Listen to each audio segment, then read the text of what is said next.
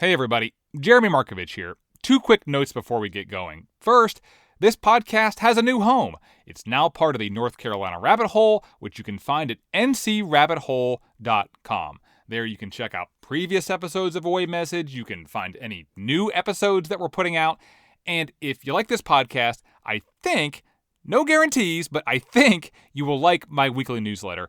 It is about weird North Carolina stuff. Comes out every Thursday. It is free if you want it to be, and you can sign up at ncrabbithole.com. Second, this episode was produced during my time at Our State Magazine. Now, I happen to think that most of it still holds up, but some of the promo codes and websites that I mention may no longer work. Okay, here's the show.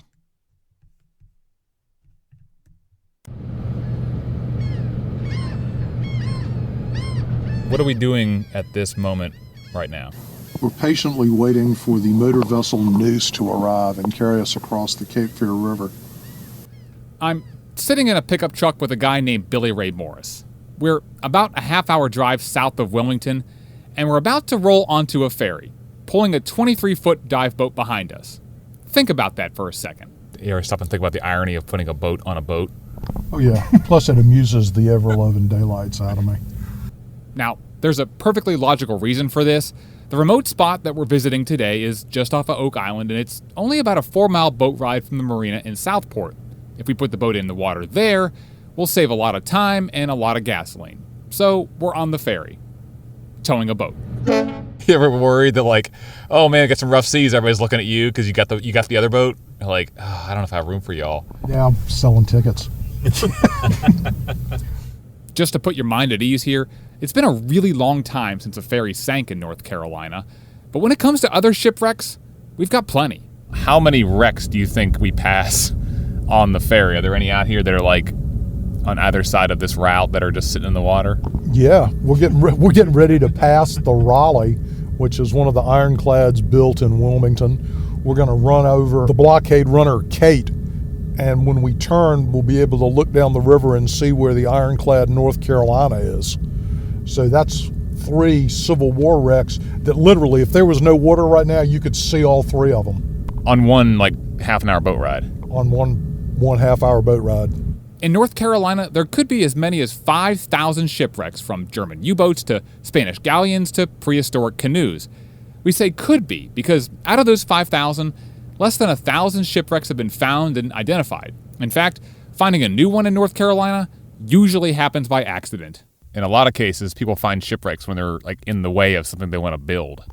In North Carolina, that's almost always the way. Billy Ray is the man in charge of documenting all of North Carolina's shipwrecks. More precisely, he's a marine archaeologist. Now, I know you hear the word archaeologist and think Indiana Jones. That belongs in a museum! But actual marine archaeology work can be kind of tedious, even with a boat full of fancy equipment. Actually doing the remote sensing survey is about as exciting as cutting a football field with a walking lawnmower. So for every minute of excitement, you probably have, like 2.5 days of mind-numbing regularity. Which makes the thing that happened to Billy Ray Morris a few years ago all the more remarkable. I mean, I think probably the consensus opinion was like, are you believing what we're seeing and that nobody's found this thing before? That thing he found, it's a ship that had been missing for more than 100 years, despite the fact that it sits only a quarter mile away from one of North Carolina's most well-known beaches. Its final voyage shows how one wrong turn can get you in a lot of trouble, and its discovery came courtesy of a storm and a stroke of luck. But when we first saw it, and both of us have seen a lot of wrecks in our careers, both of us were just amazed. And that's where we're headed, to a shipwreck just off the Carolina coast that proves that the most remote places can be right under your nose.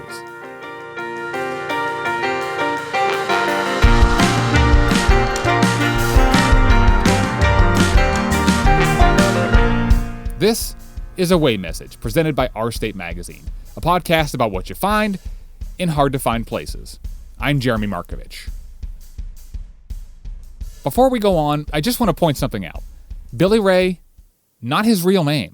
Billy Ray, how did you get the name Billy Ray? I wore the same jersey number in high school as a linebacker at North Carolina State named Billy Ray Vickers. Being from southeastern North Carolina, the nickname kind of stuck. I've actually had people come up to me at professional conferences where it says my paper is under my name of John William Morris III, and they've asked me if I knew Billy Ray Morris, and I've always said, well, that guy's a geek. You don't want to talk to him. He's a complete buffoon. He's not a buffoon. He's been diving on North Carolina's shipwrecks for decades. He got a start as a kid. And I'd go out and look at these things, and I was like, these are unbelievably cool. And it wasn't until later that I realized that everybody didn't get to grow up doing this. Today, Billy Ray is the director of North Carolina's Underwater Archaeology Branch.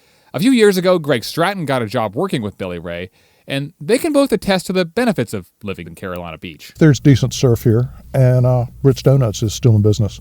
Oh, I know. Yes. That's the good stuff. Yes. So now we get off the ferry, weave in and out of the streets of Southport, and put the boat in the water at the marina. And from there, it's about a 15-minute boat ride to this specific site. Once we get there, Billy Ray kicks on the sonar, and there it is. Wow. There's no mistaking it. That's the ship right there. We drove right over it. Ha! Greg drops 3 buoys into the water to mark its spot. Can you hear me all right? Yeah, just yell go. Go. It's a real complicated That's system. the end. That's the end right there. And while these guys are putting on their dive gear, it's worth describing where we are exactly. The place where we dropped anchor is about a quarter-mile off Caswell Beach. You can see people running and walking their dogs on the sand. The Oak Island Lighthouse is off to our east, blinking, and we have a few visitors. Some pelicans showed up. So Greg and Billy Ray get in and start heading down to the bottom. Hey Greg, this is Jeremy. 5-5, Jeremy. What do they see? Nothing. There's literally about 3 inches of visibility right today. 3 inches of visibility. So they have to feel around, basically in the dark. There's quite a few large, loose pieces of iron in here. And you can tell they're iron with the sea urchins on the back of them, so they actually stick into your fingers. What does it feel like? Punchy, kind of feeling real slow because of all the sea urchins. After about 20 minutes of running their hands over iron plating, pieces of lead, and a lot of sea urchins, Greg and Billy Ray are back on the boat. You ever see any fish down there, or just not enough visibility to see fish? I wouldn't see a fish if it bumped into me. The water here is only about 20 feet deep, but the visibility is always terrible. For one thing, it's right near the mouth of the Cape Fear River. For another thing, there's the outflow pipe from a nuclear power plant about 400 yards to the east, which churns up the water 24/7. It sounds like this would be a great dive site if not for the visibility, really. Yeah, the visibility is the only thing that's wrong with it. This dark, murky water kept this wreck hidden for almost 100 years. And there's also a good chance that it was, for a time, almost completely covered in sand and sediment. Billy Ray and Greg can tell that because the wreck is covered in shrimp nets. New ones. Have you been caught? The net got me a little bit. Not fun. No. Actually, it is. I love this job. It's still fun. So, if it's impossible to see and covered almost entirely in muck, how in the heck do they find this thing? Well, that part of the story starts with a storm. At some point, a big tropical storm or hurricane rolled through, most likely in the last 10 or 15 years. While we're seeing the eye itself getting very close to Cape Fear, there's the... That storm changed the ocean bottom around here. Billy Ray discovered that in 2014 when he got a grant to use a high-definition sonar to rescan wrecks that had been scanned 10 years before. The pictures he got back showed those wrecks were sticking up off the ocean floor like they never had before. And so at the end of one day, Billy Ray said, you know what? I've got some gas. I've got some daylight. Let me run over off of Oak Island and see if I can't find a couple of ships I've been looking for. And on their second pass down the beach, they found it. What was your exact reaction? Holy Billy Ray swears. A lot. So I asked him if he can tone it down. He can't. I mean, we were looking at each other and we were literally going, holy can you believe this? What they found was a Civil War blockade runner named the Agnes E. Fry, and it may be the most significant wreck found in North Carolina in years. So how did it get there?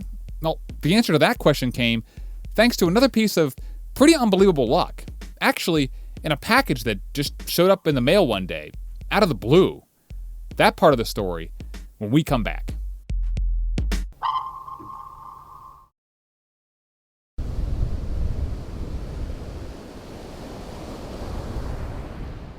Welcome back. Just to get you caught up here, Billy Ray Morris and his colleagues found the Agnes E. Fry, a shipwreck that had been missing for almost a century in water that's basically as murky as a cup of coffee. But to understand how it got there, we need to go back across the Cape Fear River. I'll let my 3-year-old son Charlie describe where we are. Hey Charlie, can you tell me where we are? At the beach. Yeah, what do you see? I see the ocean and some rocks. What else do we see? I also can see a road. Yeah, where are we at Fort Fisher? Yeah. Wanna go back to our car? There's also a museum nearby, a big aquarium, a few cannons, a walking path, and a monument or two, and some people with selfie sticks. This is a good selfie spot just because there's the rocks, the breaking waves, the ocean, and the sun.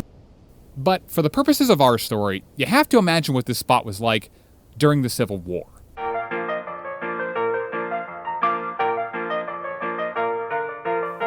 Fort Fisher was one of the most important Confederate forts on the coast. It sat near the end of a spit of land south of Wilmington that's now home to Curry Beach. It had big earthen walls that could absorb cannonballs and mortar shells. It had huge cannons to keep Union warships at bay. It protected the Cape Fear River, and even though the Union was blockading pretty much the entire southern coast, Fort Fisher made this the perfect spot for a blockade runner to sneak through. What's a blockade runner and why is it kind of important around this area? The South, when the war broke out, had absolutely no industrial base to speak of. The Confederacy had to import almost everything it needed to wage a war. Enter the blockade runners. The cigarette boats of their day. They were long and narrow. They were exceedingly fast steamers. They outmaneuvered and outran Union warships. On board, weapons, ammunition, uniforms, shoes. It was an extremely profitable trade. So, in short, blockade runners smuggled in almost everything that was manufactured or made to the South for 4 years. Wilmington was well connected to the rest of the South by rail, and blockade runners that tried to get in and out of here were successful, more than 80% of the time. 83.7% to be precise. The Agnes E. Fry was one of those blockade runners, the first one to be identified off the North Carolina coast in decades. It took 2 years of research, sonar scans, and dives before, in February 2016, historians think they've identified a shipwreck off of Oak Island. Billy Ray announced its discovery. The large iron-hulled vessel is the Agnes E. Fry. We were like, oh yeah. But there was one thing that Billy Ray thought he'd never figure out. What happened on board the Fry's final voyage? And why did it run aground? Greg and Billy Ray had dug up a lot of records, but none of them answered those questions until a woman saw a story about the Fry's discovery on the news. Civil War era wreck thought to be the blockade runner Agnes E. Fry. I came into work one morning and there was a FedEx package on my desk, and it had been sent down by Mrs. Parker of Jacksonville, North Carolina, and she was a descendant of the chief engineer on board. Inside, a first-hand account of what happened on the night the Fry ran aground. It literally just showed up, out of nowhere. And that doesn't ever happen. You don't just get stuff like this. It almost never happens, but the fact that we're having this conversation means that we're all living proof that it sure happened once.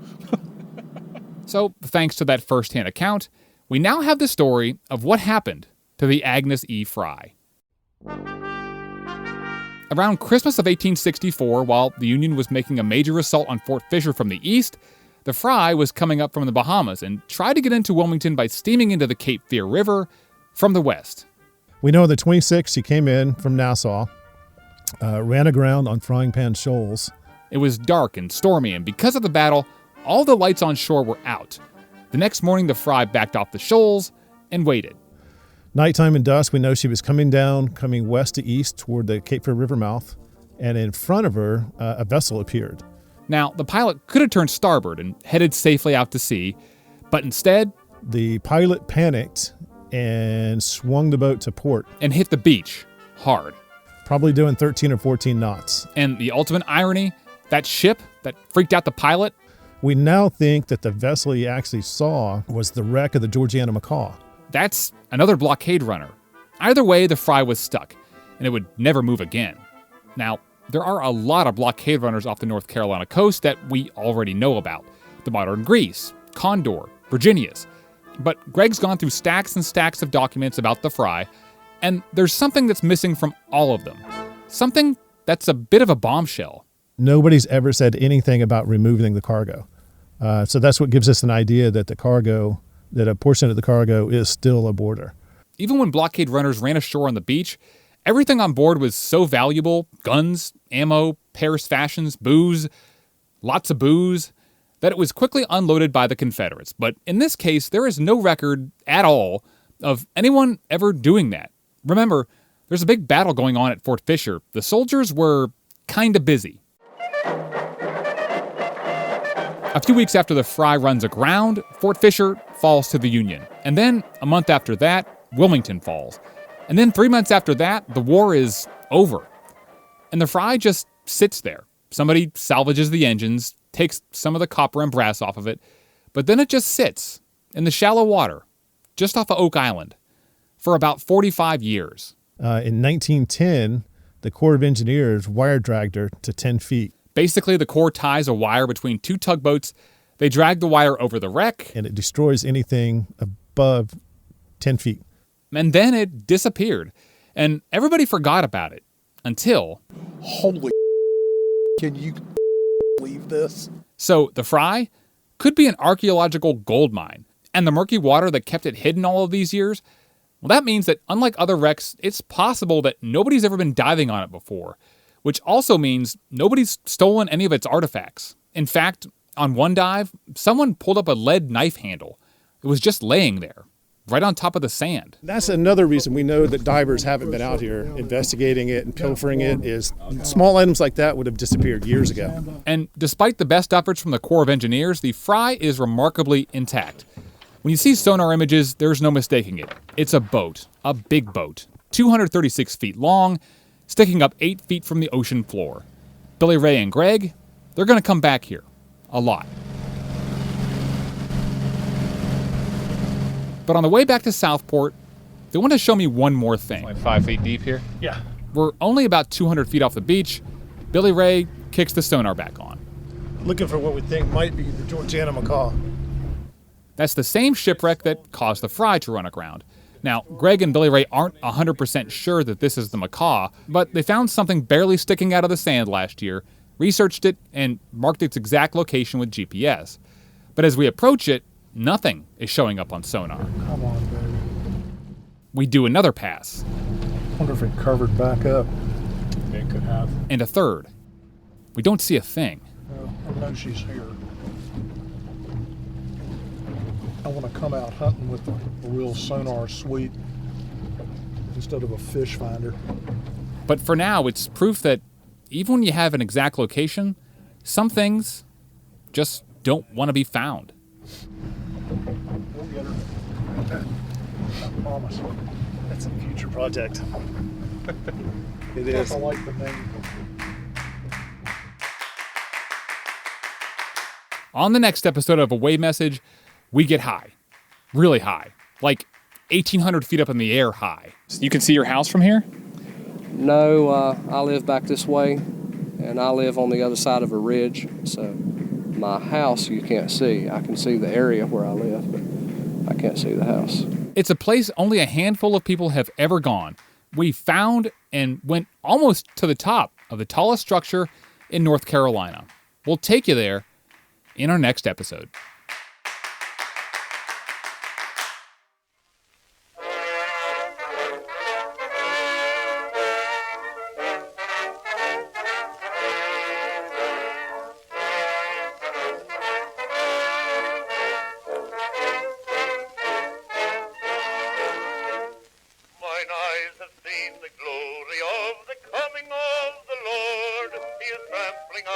Away Message is produced, written, and edited by me, Jeremy Markovich.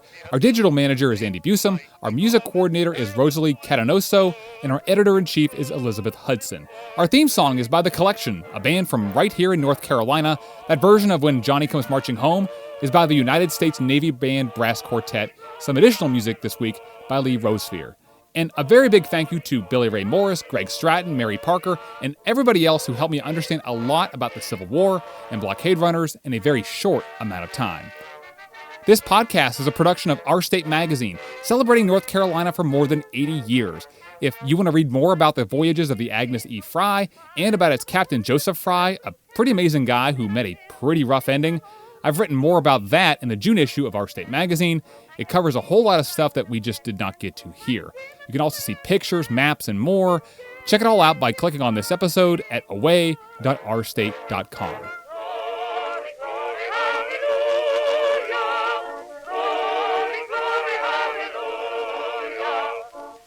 And before we go, here's some advice. If you're on a state-owned boat, there are certain things you shouldn't do.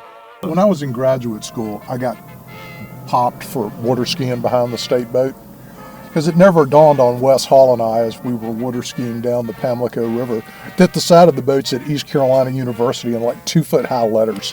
And somebody called the chair of my department. And when I got back, he was like, "What were you guys doing?" "We're out doing a survey, Dr. Reagan." "Were you and Wes Hall water skiing by any chance?" I was like, "What? No, of course not." We actually were. We're heading back out to another remote part of North Carolina. We'll talk to you again next Thursday.